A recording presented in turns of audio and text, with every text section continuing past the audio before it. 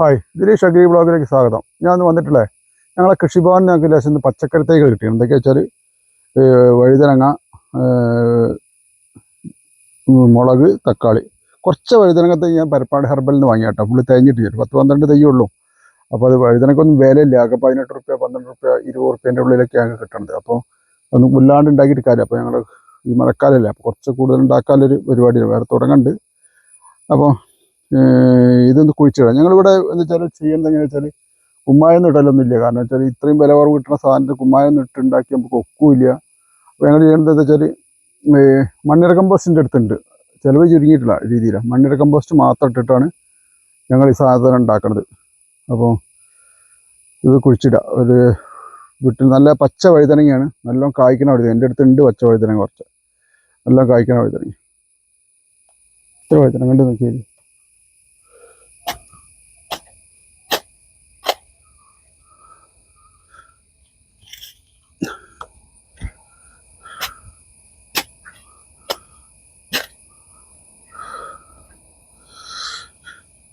12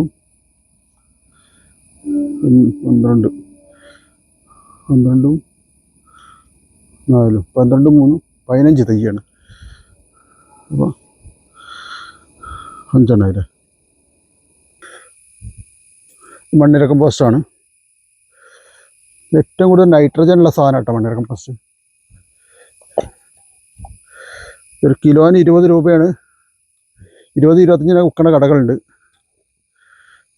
അപ്പോൾ നമുക്കതുള്ളതിനെ കൊണ്ട് പൈസ അതിൻ്റെ വേണ്ട, പക്ഷെ അത് കണക്ക് തന്നെ.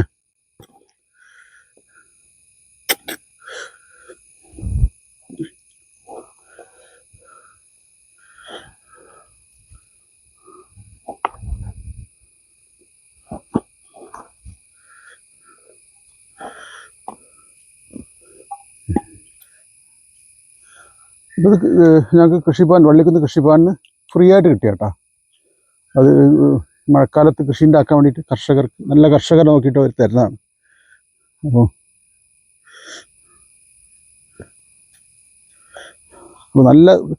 നല്ല എനിക്ക് കഴിഞ്ഞ പ്രാവശ്യം കണ്ട് ഇപ്പോഴും ആദ്യം വന്ന് ഞാൻ സംഗതി പറിച്ചുകൊണ്ടിരിക്കുക. അത്രയും വഴുതനങ്ങ ഉണ്ടാവുന്നുണ്ട്. പച്ച വഴുതനങ്ങയാണ്, നല്ല ഉഷാറായിട്ട് കായ്ക്കുന്ന സാധനമാണ്. കൃഷിഭവൻ നോക്കി 4 തൈ ഇതിൻ്റെ ഉള്ളിൽ. ബാക്കി തൈകളൊക്കെ ഞാൻ പരപ്പനാട് ഹെർബലിൽ നിന്ന് വാങ്ങിയതാണ്.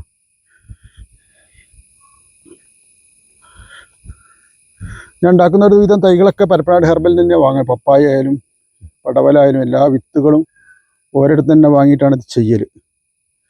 അവിടെ നല്ല സാധനം നമുക്ക് കിട്ടലുള്ളൂ, നല്ലത് അവിടെ തരുള്ളൂ. കംപ്ലൈൻ്റ് ഉള്ളത് നമ്മളോട് ഒരു കൊണ്ടാണ്ടാന്ന് പറയും. പിന്നെ അവർ നമുക്ക് മാക്സിമം അഡ്ജസ്റ്റ് ചെയ്ത് തൈ തരും ചെയ്യും. ഈ പൈസ ഇല്ലെങ്കിൽ കടം വാങ്ങി വരാം, അതൊക്കെയാണ് അവിടുത്തെ പ്രത്യേകത.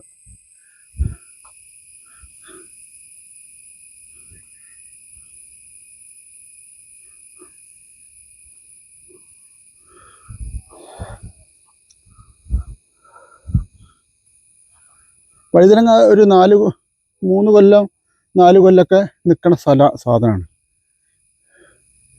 ഇത് ഞങ്ങൾ വളം എന്ന് പറഞ്ഞാൽ ഞങ്ങൾ എങ്ങനെ ഇട്ടില്ല വെച്ചാൽ, പശു ഉള്ളതിനോണ്ട് പശുവിൻ്റെ മൂത്രം ചാണകം കൂടെ ഉണ്ടാക്കി ഞങ്ങൾ ഒരു സ്ലറി ഉണ്ടാക്കല. അതിട്ട് പാർന്നാൽ നല്ല ഉഷാറായിട്ട് പെട്ടെന്നിട്ട് വലുതായി വരും. അതാണ് അതിൻ്റെ പ്രത്യേകത.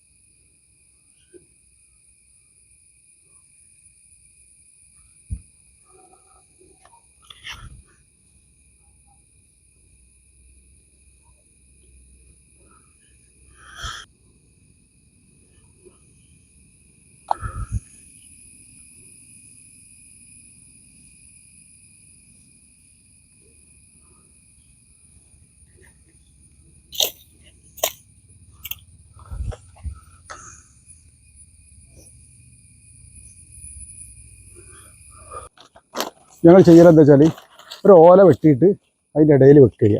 കാരണം ഇവിടെ നായ്ക്കുട്ടികൾ നല്ലോണം നടന്നാറുണ്ട്. അപ്പോൾ അതിൽ നിന്നും നമുക്കൊരു രക്ഷ കിട്ടാനാണ്. കോഴികളെ ശല്യമൊന്നുമില്ല, നായ്ക്കുട്ടികളെ ശല്യം കൊണ്ടാണ് ഇപ്പോൾ ഇത് ഞാൻ ചെയ്യണത്.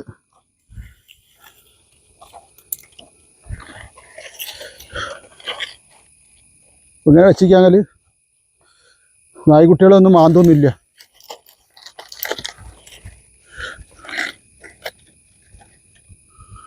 വെള്ളം തെറിക്കണതിനൊക്കെ ഒരു ഇതുണ്ട്. അതിനെക്കൊണ്ടാട്ടോ ഈ ഓല ഞങ്ങൾ വെക്കുന്നത്. ഇത് മണ്ണിലേക്കായാൽ പെട്ടെന്ന് പൊന്തിക്കോളും.